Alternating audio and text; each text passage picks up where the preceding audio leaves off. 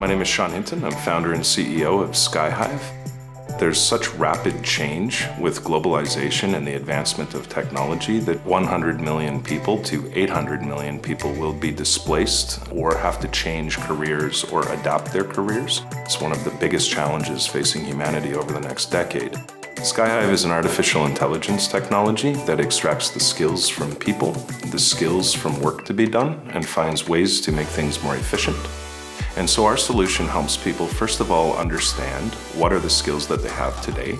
It helps them understand where are jobs moving with respect to the advancements of globalization and technology. And it helps them provide a pathway to getting the skills that they need to remain relevant as those jobs are changing. We have a consumer platform where 17,000 people are looking for jobs, and we have 400 employers. And then the main part of our technology is applied to enterprises. We're currently working with more than 12 enterprises. These are all very, very large companies.